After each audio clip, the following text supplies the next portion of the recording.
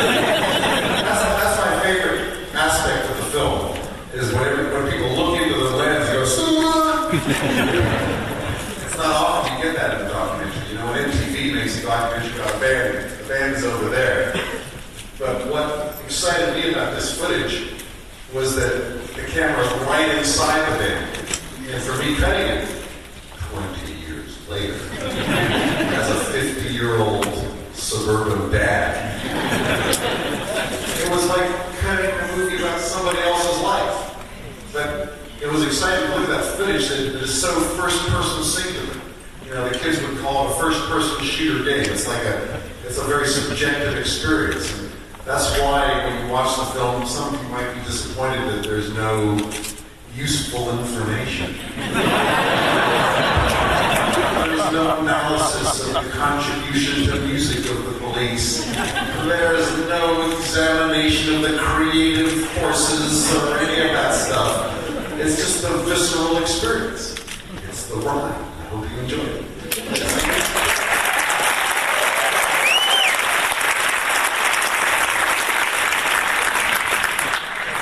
Stewart, before we get started, on behalf of Cinequest, I just want to thank the Police for reuniting to promote the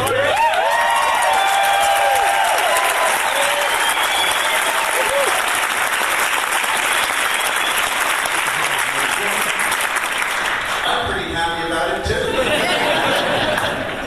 Well, let's start at the beginning. You had a very interesting childhood. Could you tell us a little bit about your family and your upbringing? Well, I was born. I don't remember that part. But I was born in Virginia, so I am American. And when people hear me speak, they're always, I can tell, I can see that they're just vaguely disappointed that I'm not English. And I'm proud of it. I left when I was 2 months old and I went to Lebanon. And I grew up in the Middle East. Well, actually, first to Cairo, Egypt, and then Beirut, Lebanon, and then to boarding school in England. And I came back to, when I was 18, to go to college in California, in San Diego for a while, but then I ended up just around the corner in Berkeley, UC.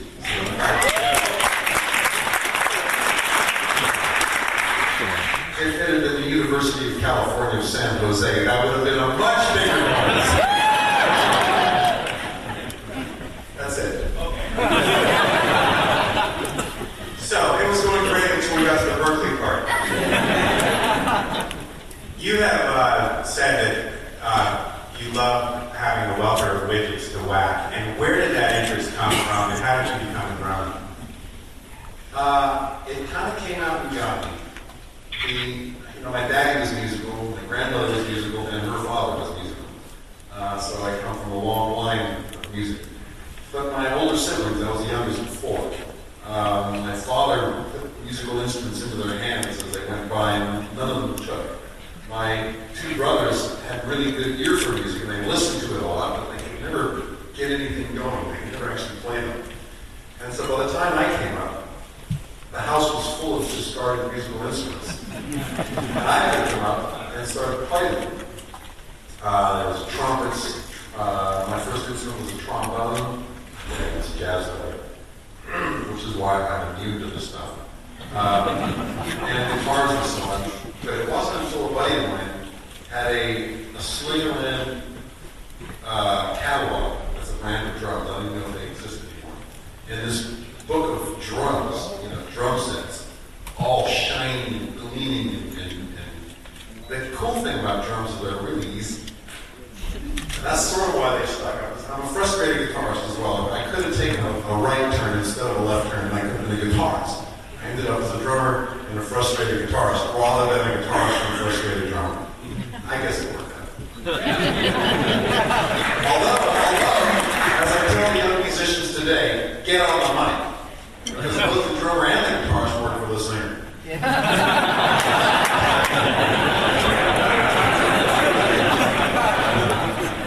got some singers in the house. So let's fast forward to London, 1976. It's the epicenter of the punk rock revolution. And Stewart Copeland is standing there looking at all the action and decides, I'm going to take all of my education and all of my aspirations that perhaps my parents had for me by the taxpayers of California. I'm Here's for the taxpayers. Thank you. What made you decide to become a musician rather than taking a more conservative path in life? Once again, like many things in my life, came out of God. You know, I like to think that I'm in control of my destiny, that I make decisions, I consider the options, and I choose a path. My life hasn't really been like that. I have made a few decisions, and I have chosen certain paths in life, but the really big ones came out of God, like playing drums, and like being a professional musician. When I was at Berkeley, I started a magazine. I was going to be a publisher. I worked at a radio station at KALX. I was the boss jock there. I was in charge of English music. And those are the decisions that I was making. But I got a phone call and offered to join a band in London. It was just kind of a summer thing. I was going to go play with this band. The violinist used to be a band called Curved Air, and so I was going to play with him for the summer. And then one thing led to another, and I was in a band called Curved Air for 2 years, which is where I kind of got my professional chops. That was 75 and 76. At the end of 76, Curved Air was getting deeper and deeper into debt. It had a lot of hits. About 5 or 6 years before I joined them. I joined them at the very tail end when they were just eking out the last few, dollars that they were pounds that they could earn. And they were paying me salaries. Pretty good job. I was real happy with it. But I could see that it was the end of an era. All these dinosaur groups were dying. The industry was dying. It was all over. And the punk revolution hit suddenly. And I was just young enough to be able to jump ship on the hippie generation and cut my hair off and join the younger generation, the punk generation. And now Sting and I were about 3 or 4 years too old, actually, and our musicianship was way too developed to be genuine. In fact, we were 20 years old and 19 and 18, and Sid Vicious, he was a roadie, he had no idea what to do with that bass. We were actual real musicians, and we had to hide that.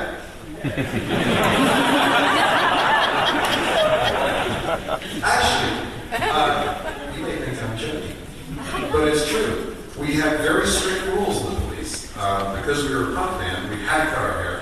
The songs had to be political, kind of. And they had to be very concise, very short, very simple, very stark. And when we had this group at first with Henry Padovani, who was our original guitarist. And one day, Sting and I were doing a session, which is how we actually earned our living. And the guitarist on the session was Andy Summers. And he was this triple scale guitarist, very fancy guitarist, way above our level. And that's where we met Andy. And there's a whole other story about Andy joining the group. He hates it when I tell the story. So unless somebody insists, I will.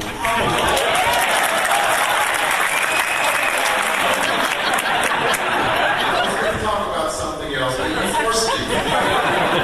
So Andy, we played on this record. We ended up doing a couple of shows with this band. It's called Strontium 90. And so Andy, a couple people heard that. Okay, I'll tell that part first. This guy who hired us to play it wakes up 15, 20 years later and says, my God, I've got a solo album and my backing band is the Police. And so he calls me up, he calls Sting up, and Andy says, look guys, do you mind if I release this record? And man, he paid me 25 quid, which I needed at the time. It's your record. It's a second. He bought it. It's here to release it. Well, he actually released it under the name of Police Academy. It's interesting. The reason why I mention it is because the playing on it is much more advanced than you would ever find on a Police record. It's got drum fills, bass lines. It's like much more chops, more musical bullshit. The songs are not that great. And you can hear that there's a reason why we impose this discipline on ourselves in the Police. Because they made it about the song. And we squeezed all of our chops and our technique to distilled it. Whereas on the Strontium 90 record, you can hear that we had chops. Okay, now the Andy story. After we played a concert with this guy, just by some chance, I ran into Andy in London. He tells the story in his book a little bit differently from the story you were about to hear.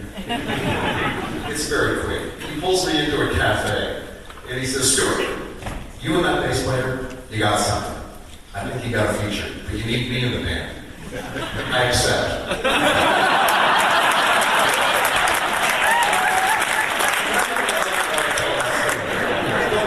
Well, what he doesn't say in his book, which you've got to get, by the way, the book is the perfect companion to this movie. This movie is the fun side, the laughs, because that's what I got. These shots that you saw in this movie, that's what I had. I didn't have any of the stern and drown. I didn't have any of the fisticuffs, the fights, the tears. For one thing, there weren't very many. Most of them got along. As you can see, we were chuckling and goofing off most of the time. But when we first met, I was telling him, man, we can't afford you. You're not going to last in this group. You're used to, the kind of money you earn. We don't earn that in the police. The record company, there's none. Well, I'm the record company. There's management. I'm the manager. You're looking at it. The road crew, the roadies, that'd be you. But he wouldn't take that for an answer. Besides which, Sting was telling me, he's in the band, he's in the band, he's in the band, real music.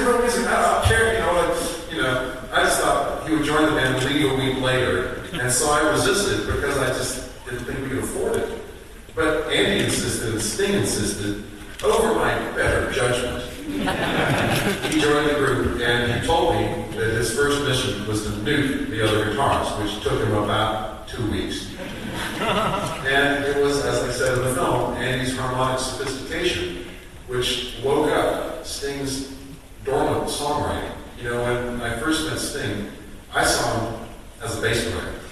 He was up in this band up in Newcastle, and I invited him down to London. I told him that I had a group. I was lying. We did have a cool name, The Police. Had kind of a ring to it. And, when he heard, I had no idea. He was a bass player who could sing. That was really cool, because that means that either the guitarist or the bass player needs to sing, because I ain't doing it, and I'm not having some other guys to make us a four-piece. It has to be 3 guys. That was a critical design plan. And he could sing a bit. That was cool. I didn't realize how well he could sing. It was his bass line that turned me on first. And what I never had any idea about was the songwriting. And that didn't happen until Andy joined the group and could actually play the chords that Sting would have in his vocabulary. So the Police really began when Andy joined. You talked in the film about the Machiavellian scheme of the Police. What was it? As I just said, world domination. Well, actually, I have at home the manifesto that I wrote in 1976.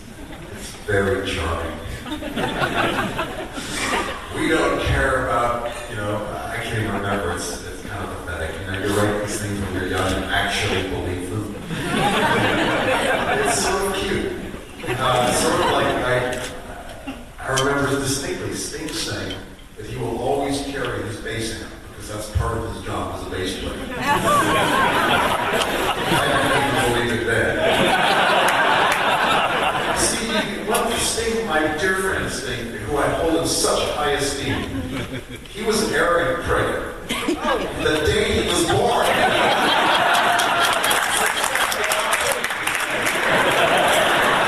If anything, he's more humble now.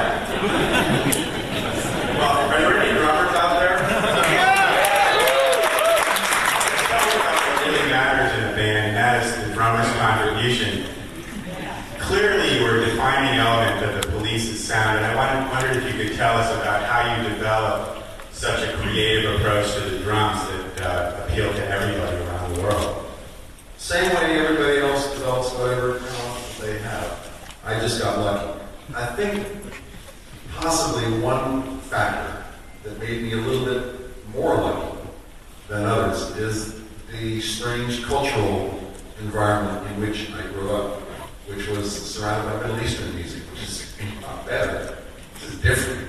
And so my musical instruments are just different, that's all. Put me with a guy writing killer songs, and you're going to get a great song with a different rhythm. And add the reggae thing in, and that was kind of ready to happen too. We were very lucky that there was a movement ready to happen, and casting the hippies aside, the new wave. So we were very fortunate then, but I guess it was just different cultural input and different cultural output. Did you deliberately try to practice and develop yourself to have a unique voice, or was it something that flowed naturally out of you? No, I just enjoyed playing my drums and was kind of like everybody, looking for a new way of doing it. But not really. It was kind of an instinctive thing. But like I say, since I had a different cultural environment I grew up in, the instincts were a little bit different. And actually, there's a connection between Arabic music and reggae. They both emphasize the third beat of the bar, interestingly. So that when reggae kind of happened, and once again, this is another idea, like, in a Machiavellian way, that we stole from the Clash. And what I really like is that the Clash, they beat us to it. They were the first white band, London English skinny white band, to attempt reggae. They hadn't any idea how to play it. But the best part is that the song that they attempted it with was called Police and Thieves. We were the police and the thieves. We stole that idea, but we could do it.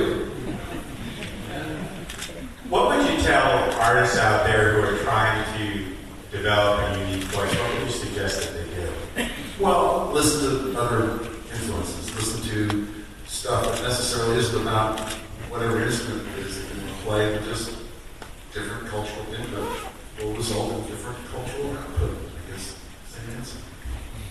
Can you talk a little bit about the collaborative process of the Police and how you developed your unique chemistry and your unique sound?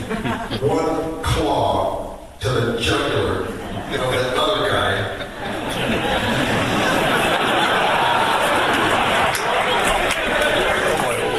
I think I'll leave you my business card before we finish.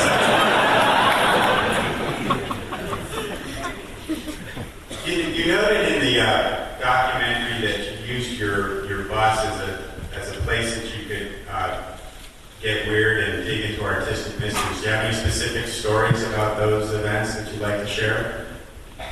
Some of my children are present.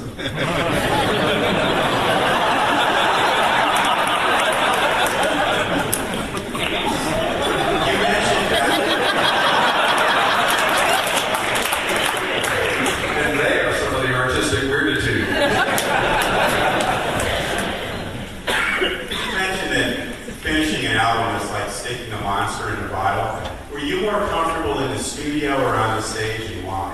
I personally hated the studio. I like the studio now as long as I'm not playing drums. And I think it's because, first of all, Sting and Andy were sons of bitches. Like me. But mainly it's because the drums are the first thing in olden times. It's not like that now. But in those days, you take, in the era of reel-to-reel tape, youngsters don't even know what the drums had to be right first. You had to lay the drum track down so that they could redo the bass, redo the guitars, layer the guitars, overdub the vocals, overdub everything. Before anybody can have any fun at all, the drums have got to be right. And so the pressure is all on the drums. And the other guys aren't even playing. They're just pretending, waiting, come on, Stewart, get it right so that, we can kick you out of the studio and have fun with the overdubs. Because when you're overdubbing, you can play the first verse. Stop. Let me do that again. Let me fiddle with the amp a little bit. Let me try that other guitar. And they can just, in a very relaxed way, address all of the other music components that go into the record. But the drums, you get one take, you have several takes at it, but you're stuck with them. You can't do anything to them. And everything gets built on top of that. And if they're not right, you know about it, because the guitarist doing his overdubs. Well, you can't play guitar because that drum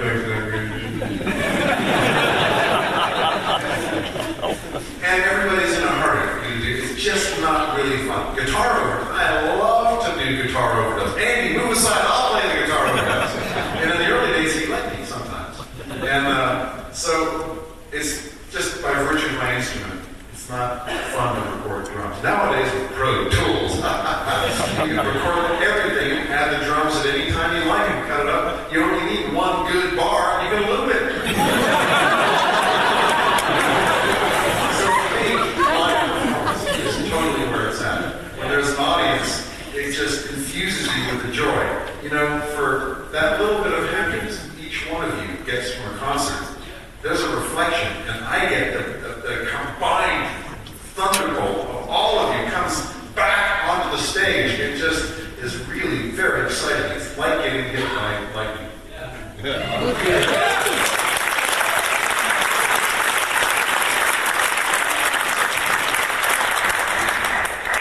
change your approach to the drums in the studio versus on the stage?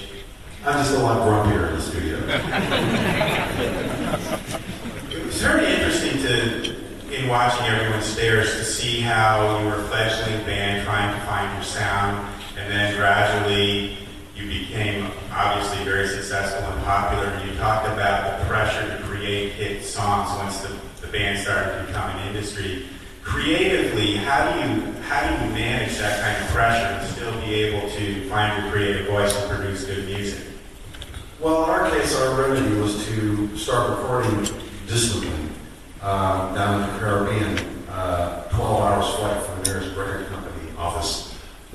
When we did Zenyatta Mandata, our third album, that was the one where we really felt the pressure. Our first record was a surprise to everybody. We were, as they say in rock music, you have your whole life to write the first album, in 6 months to write your second album.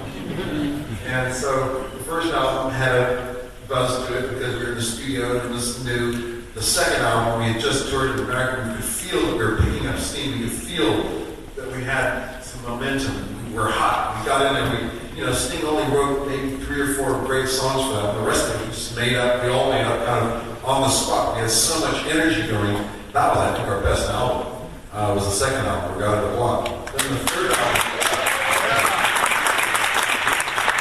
all the people who didn't clap preferred Synchronicity. So the third album, by that time we'd had a bunch of hits. The third album, if we've got hits on the third record, that takes us seriously into a different league. And so it was important to people, also at this point, it was important to people other than ourselves. Now the record company sees the Police as a major act on their label. We need another hit out of this band. The management, the road crew, everybody around us, we started to feel on the third album this responsibility for people other than ourselves to produce hits. And we were now getting used to this lifestyle. So it was a little bit more important to us too. I'm blaming everybody else, but yeah, we wanted it too. That was the first time we felt that kind of pressure with Zenyatta. And Sting did produce the songs we needed. After that, we kind of had more confidence, or hubris, depending. So that when we went back into the studio for Ghost of the Machine and Synchronicity, we were way down in the Caribbean, a long way from civilization, and we had only each other to contend with, which was worse. It was the strangest thing. And we all had a taste of this last week as well. That in the confines of our own group is where there's no mystique. There's no hero worship. A complete absence of Godhead. And it's kind of startling when you do a concert tour. Then we get back to recording. Hey, that's too fast. That's not groovy. We treated each other that way in the studio, and it was hell because we had to face reality. And it was true. I mean, we kind of disciplined each other to keep it good, so that we didn't just get flatulent. Each album of Police did seem to evolve musically into a slightly different sound, or a very different sound. Were you all deliberately trying to create something a little different or a lot different with each album? Yes. Our overall desire was to create something unique and different, of course. But the way we went about it was not, this sucks, but it's different. We never did that. We kind of assumed that if you liked it, and if we never heard it before, we tore it out.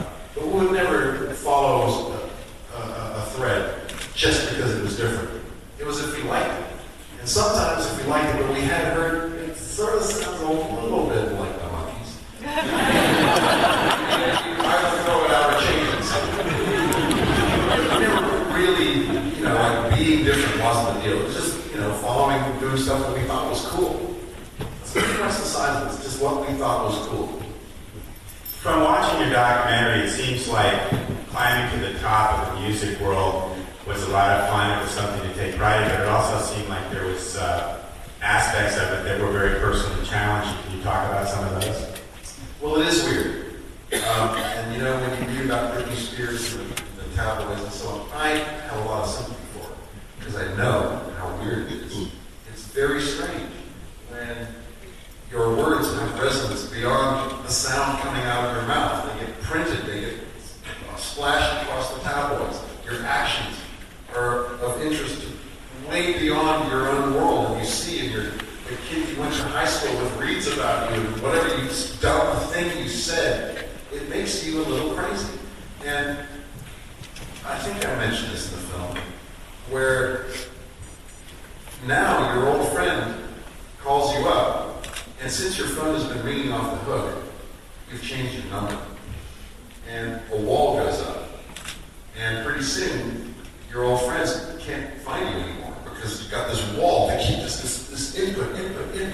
Everybody wants to be your friend. And your real friends can't get past everyone else, and a wall goes up. And pretty soon, you're all alone behind that wall.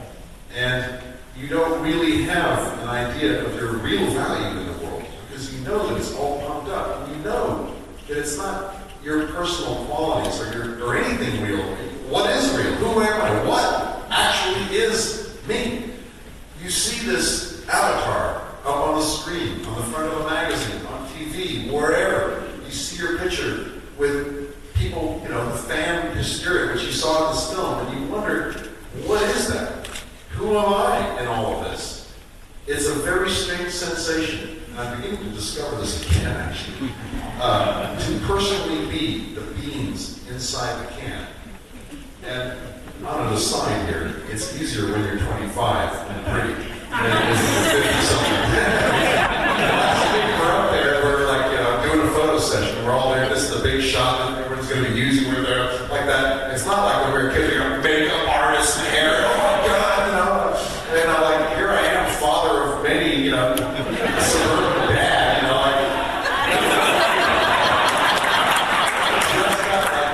dressed up like lamb, At least I have enough confidence in the meaning of life at this advanced age. That it doesn't throw me off my stride. But it's a little peculiar. And when you're a kid and you don't really know who you are yet, and you haven't really, when you become a parent, you have children, you understand why you're here. The meaning of life is revealed. And I'm going to get mushy for just a second. That is permanent solace, permanent validation, the real meaning of life. And I've discovered this again recently. Damn, I can't even remember the city's Oakland. Big stadium, sold out in 25 minutes.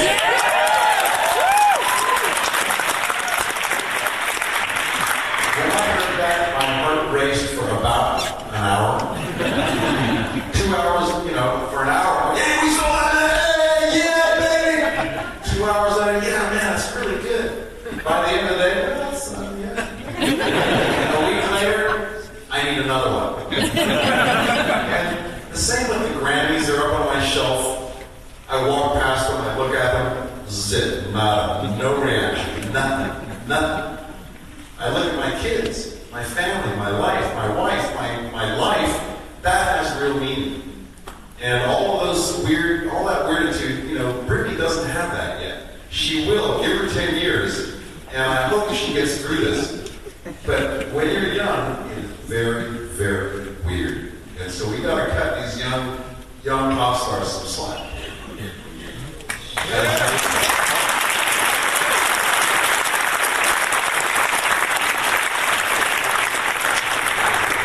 The life of a film scorer must be completely different from being a rock star. What was it that drew you into the film scoring? Can you tell us how you got into that, why you got into that? Another little boy, Stewart Copeland, got me into film.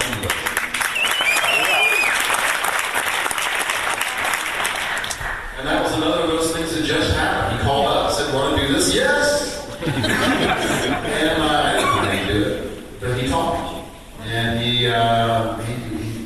didn't actually teach me. He taught me the purpose of film composing, and I had to figure out for myself how you do it.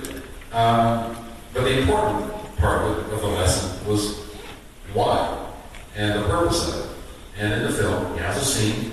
He needs you to feel sad, in this scene, or happy in that scene. In this scene, you need to feel happy sad. And then when you get a little more deeper, it's kind of sad, but with an optimistic kind of silver lining. This kind of sense of humor threading through, and an undercurrent of doom.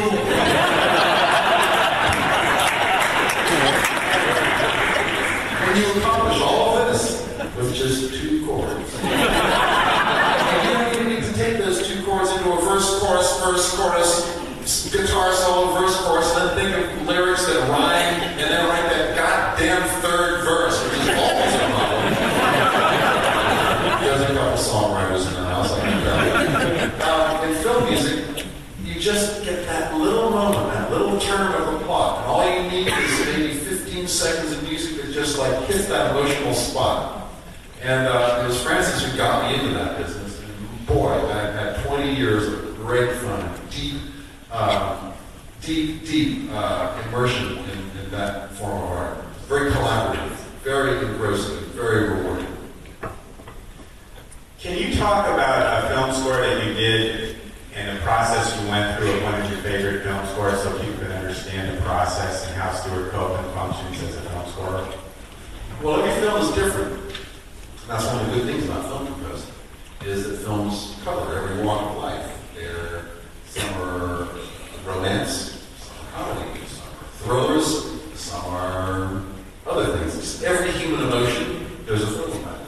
Every walk of life, the postman, the murderer, the lover, the swordsman, the astronaut, the politician, everything. So every walk of life, every emotion, every period, the past, the present, the future. Time machines, you have both. Every culture, Lawrence of Arabia, cowboys and Indians. It's pretty much every aspect of the human condition is hit by a film. And as a film composer, you get to dabble in all these. Directors only get to make 1 or 2 films, a film every 2 years. But film composers, we get to do 4 or 5 every year. And so we get a lot of variety. So to pick of all those movies, one that is kind of the definitive how you do it, maybe I can just pop out and refer you to my site, StewartCopeland.net. One film that I scored for, actually Angelica Houston was the director. And just because it was a bizarre one, I wrote the whole story down. It's there, it's called Dinner Tales on that site. But here now, since none of you are probably computer literate.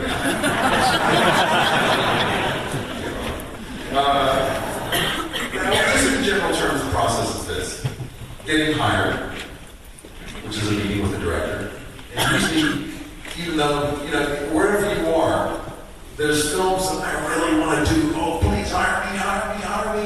And then down there are people saying, God, gotta get Copeland. Please do our film.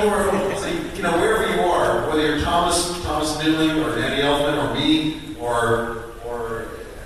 Morricone, you're somewhere there where there's films you really want to do and you're hoping they'll hire you, and there's films below you where they're hoping that you will do their movie.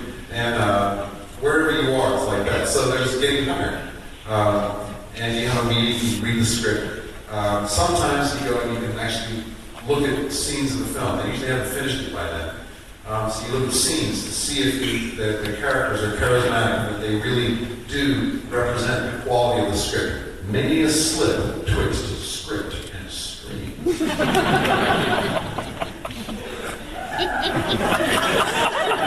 So you just check the movie is as good as you think it's going to be, and so often it isn't. Sometimes it doesn't look like much in the script, but it turns out to be really good. Very Bad Things was like that. That's my favorite movie that I ever scored. The director drove me nuts. He threw out some of my best cues. That's a long story. Don't get me started on it, okay? But the best movie, the one movie that I scored that I can watch again and again and again, is this dark, hostile, mean-spirited comedy. What was the question? Did I answer? Actually, has anybody out there got a question? From the yeah. How did you know pretty good with these questions? One more.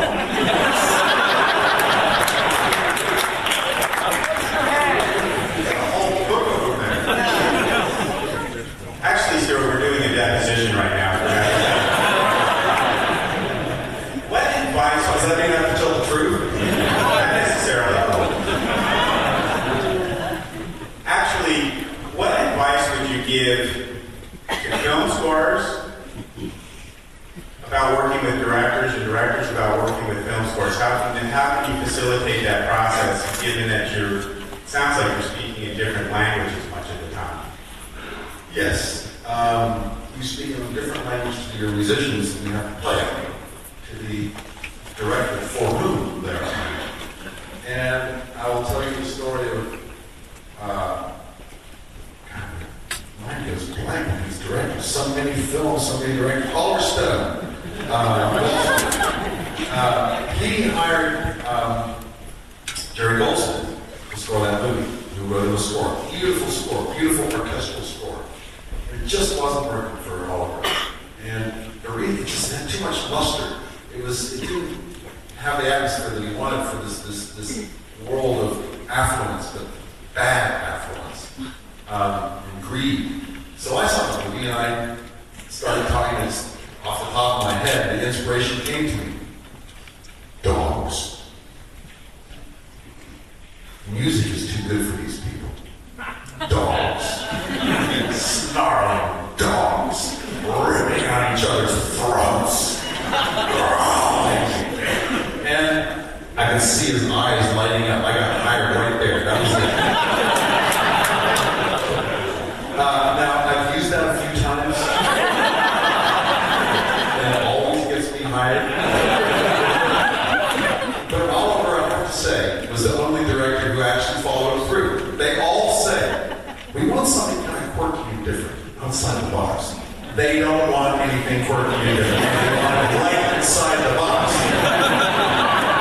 My problem in life has often been the plaintive question that I ask myself in the quiet of night.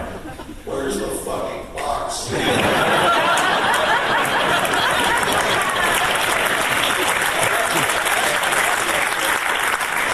if you watch Wall Street and listen very closely, you will actually hear dogs growling and barking and snarling all the way through, kind of interwoven with the actual music. But they're in there, very subliminal. All the reviews of Wall Street came out, and it's amazing the canine adjectives. It's a dog-eat-dog world.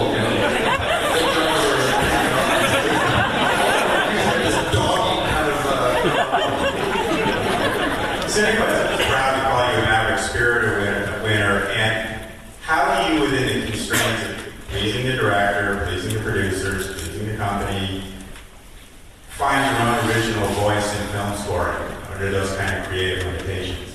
Well, by working with directors who make films that are inspiring in that way. You don't always get to. The film sometimes is a disappointment.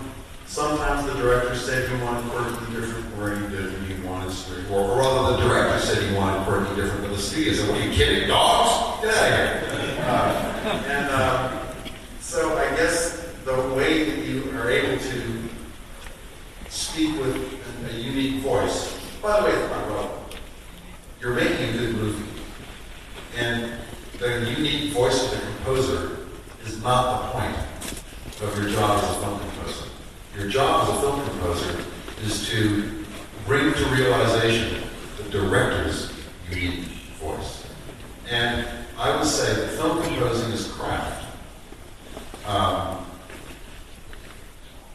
Composing a ballet or an opera or a rock band or whatever, that's art. But film composer's job is craft. The artist, in this circumstance, the director. Everyone else, the actors, the composer, the lighting, craft services, wardrobe, all of it all is there to serve the artistic vision of the director. And whenever any of those elements get out of control, it's a cost to the movie.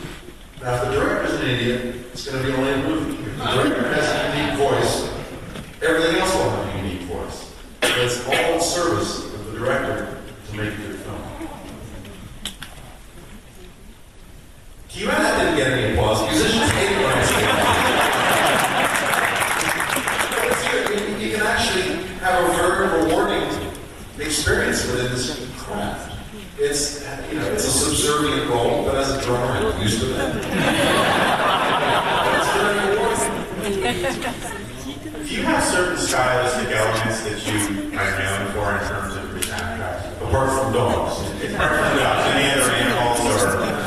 Well, at first I was hired for the rhythm scoring, and the percussive score, getting that drummer guy. So consequently, I went through several years as a composer, not writing with any rhythm at all, just legato strings. See, I can't write a melody. And that worked, so now I kind of get, until I joined the police, much more variety of work. It isn't just like percussive stuff. Do you think that being a drummer helps you to create music that helps create rhythm and pacing in film, go with visual images? I'm not sure that it does because, Danny Elfman is a singer, for God's sake. He has a pretty good sense of rhythm. And, I mean, that's a cliche. How can you tell it's a singer knocking at the door? He doesn't know when to come in.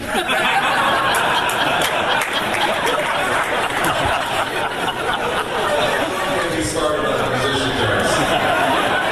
Okay, you got me started.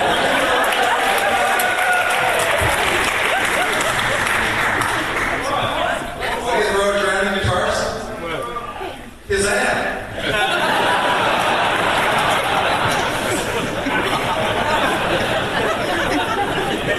Do you ever experience writer's block? And if so, how do you deal with it when you're hitting a creative obstacle? Well, not really, no. There are some times when you're not in the mood, but if you're professional, you do it anyway. And really, the way to overcome writer's block is to put yourself down in front of your gear and just do it. And it may not be up to your own standard. That's sort of what writer's block is when what you're coming up with isn't up to your own standard. It doesn't please you, but you just do it anyway. And when you're a professional craftsman, I start work, I get to my studio at 8 o'clock in the morning, and I just start work. I turn on my computer, and I start work. Cue 3M5 is there. Happy, sad, with the silver underlining and the undercurrent. You go. You just do it. It's harder for writers and for artists, in fact, who start from scratch. And whatever they think up is the mission. When I go to work with a film composer, the mission is there before me. The film is shot, the actors are on the screen, everybody's been paid. The thing exists, it's there. At Cynthia number such and such, the music starts. Happy, sad, with a silver lining, and an undercurrent of doom. Go! That's how a craftsman overcomes writer's block. I guess in the world of art, it's sort of the same thing, but a little bit more difficult. Because your mission is not so defined. You really are, you can do anything. But the technique is the same.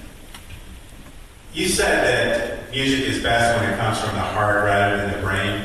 And it would seem like film scoring, you have a lot of time to sit alone and think about what you're doing and rethink. Are you kidding? You have a deadline. Yeah. Actually, I was probably talking about that because in film, you actually use your brain a lot. You have mechanics. There's a lot of it is quite brainy as opposed to soulful. You have to map out your mission. You're not following your instincts so much as you're seeing what needs to be done, and then you go looking for your instinctive guide, as it were. But actually, it is quite technical, film composing. Playing drums is really different. No brain at all. You cut the head off and play. So as a drummer, you just put the pedal to the metal and live in the moment. Stewart, how does a punk rock drummer find himself writing symphonies, operas, ballets? What moved you to do that? Actually, my first orchestral work was in San Francisco. What is it about the Bay Area that this...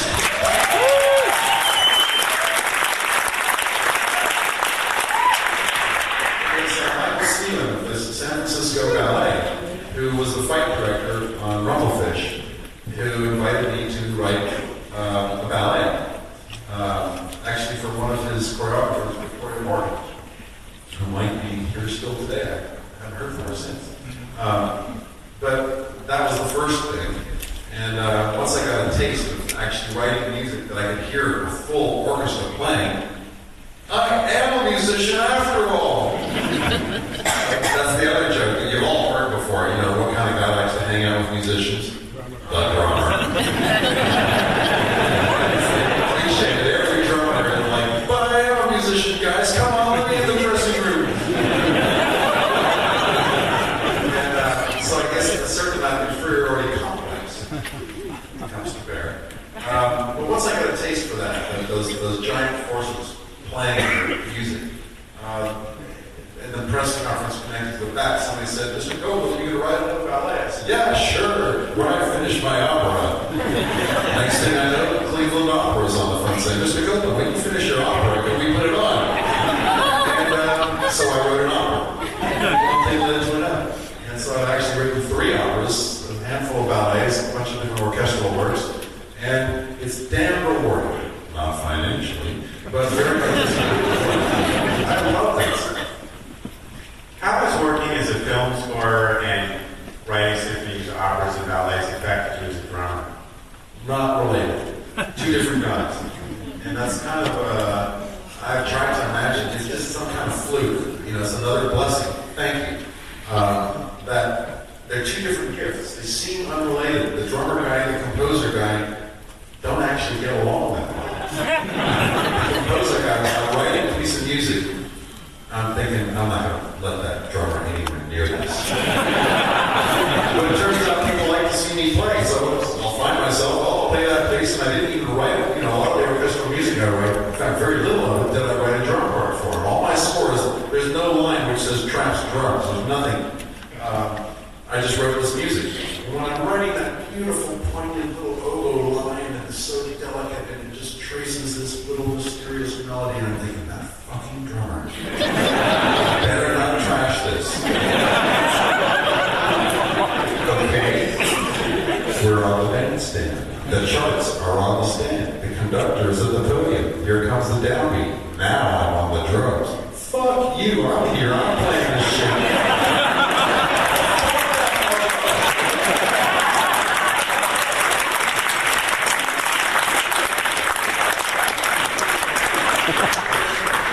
After the police, you seem to have settled into a very sublime life of composing for film, have more time with your family.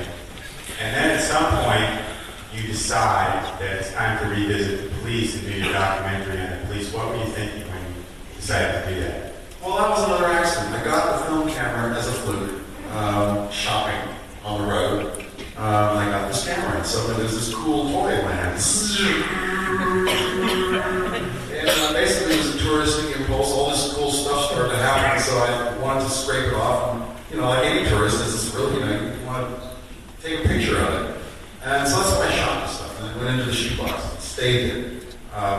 Because cutting it was destructive. You know, in Super 8, every time you cut a film, you're destroying. There's no negative. All you have is the master. And so editing is laborious for one thing, and it's highly destructive. Now the younger people here are going to freak out when I tell them that in those days there was no such thing as undo. When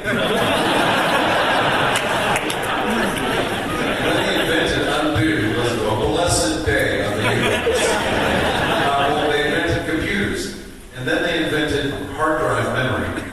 Memory became cheap.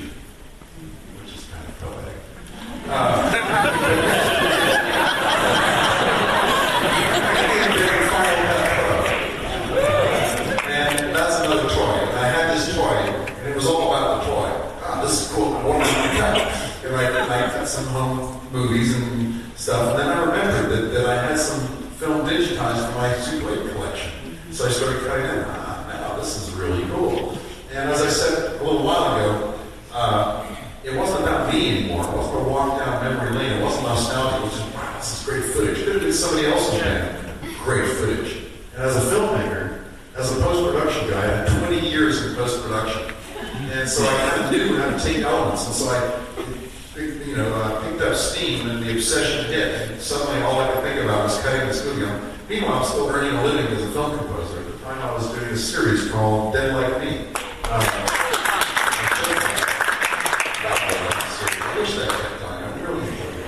But at night, I was working on cutting the home movie from hell.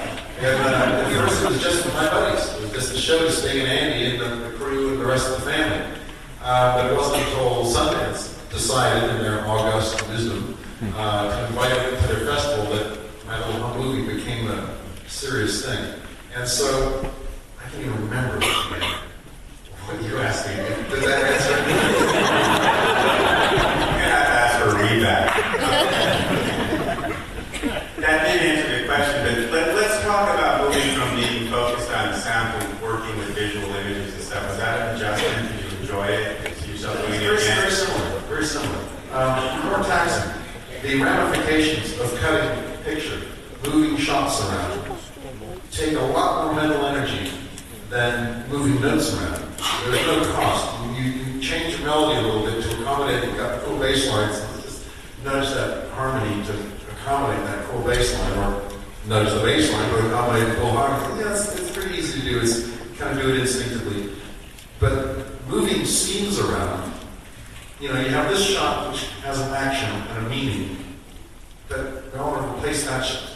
That creates a whole other dynamic. It's a lot more to deal with. It's, you know, the puzzle of how to make it all work. And the thoughts that you have to hold in your head are more complex, and they're weightier, and you have to hold more of them. In music, you don't hold anything in your head.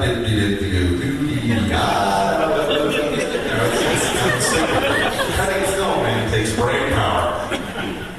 Do you see yourself producing more movies, or is this a one-shot deal? I've shaken off this police thing, yeah. Actually, you know, I have all kinds of great plans this year, folks. The movie did pretty well. I've got a lot of really great attention. I've been going to festivals. What I come here is the kind of cool stuff I've been doing for the last year.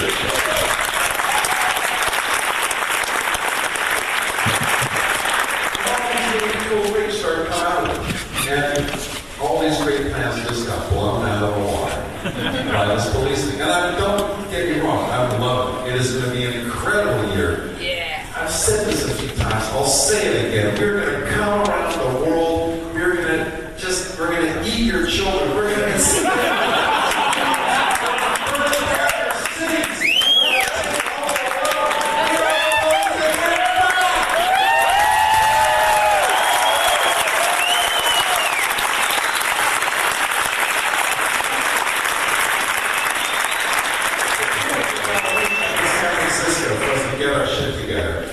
you know, because we've all been band leaders for 20 years now. And like, I sit down and play the drums, and it's going to be really great, and suddenly the bass player turns around and says, Stewart, can you give me a downbeat on that third beat of the bar there? What? The bass player just tell me something? Fuck off! And it sucked for a while there, but, you know, it was hard, and maybe that's why it was so exciting. When we did find the groove, when I did find, you know, we all changed. And when we did actually figure out how we fit together, because we've all changed shape, I mean, 2 decades have gone by. And when we found out how we did fit together, there was a moment, just a bolt of lightning, when suddenly we're back. This is the reason. This is what it's all about. And we're just, it was just a really, really powerful jolt. And it kind of just hit that, just as we were leaving, just in the nick of time. Once again, I've said this a few times now, so bear with me. We started off sounding like a high school band. It got worse.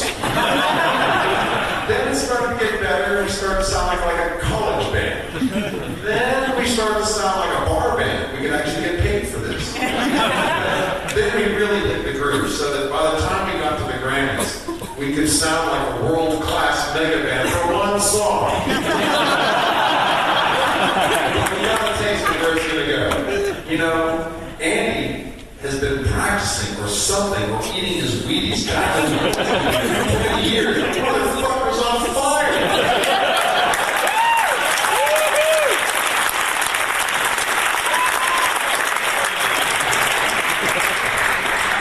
Decades of playing sophisticated cool shit. Sting is ready to rage. He's ready to just take no prisoners. He is fit. It's unbelievable how strong that guy is. You know, everybody's been teasing about this tantric sex yoga thing. The guy's a circus act. there on the Lotus, and he does this all day. He's got his trainer, his Pilates machine, the guy, it's weird. Get into the Lotus position, lean forward on one hand, and do a handstand in the Lotus position. He's got so much physical strength, and he's ready to rock. Might have something to do with the fact that I've been eating my Wheaties for 20 years, and I'm just berserk out of control on the drums.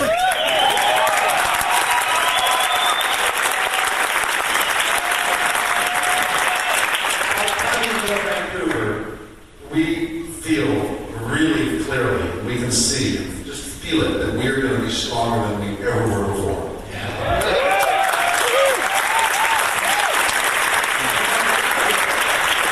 On that note, we're probably done.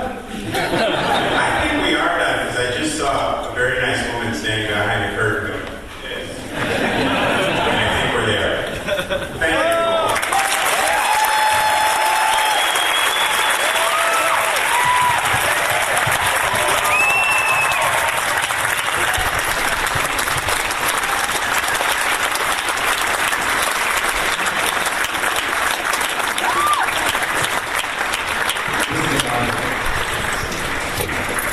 We are so honored to have you here today, Stewart, to receive our top Maverick Spirit Award for Cinequest. And I hope that you take this back with you and stick it on the shelf somewhere with all those Grammys. And someday, when you look beyond it, you'll look back. We're so happy to be here to do it. After the kids have graduated and are off to college, that you'll look up at that and maybe not remember that we honored you for your careers and artists for what you've done and what you're about to do, but more so for the time that you have spent with us today. We so appreciate your time.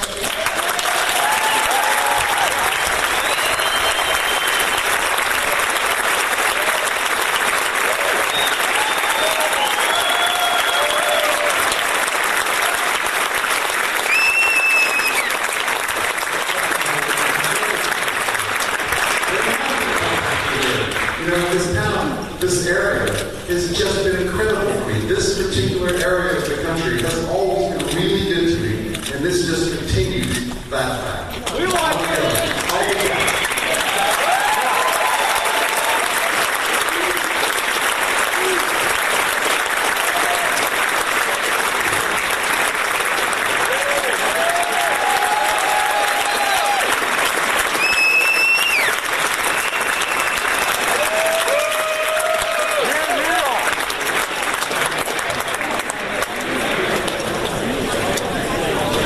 This was recorded at the Cinequest Film Festival, March 3rd, 2007, the California Theater in San Jose, California. Recorded on a mini disc recorder. Any police fans, if you want to contact me, I'd love to hear from you. You can contact me at johnnybean.com. That's BE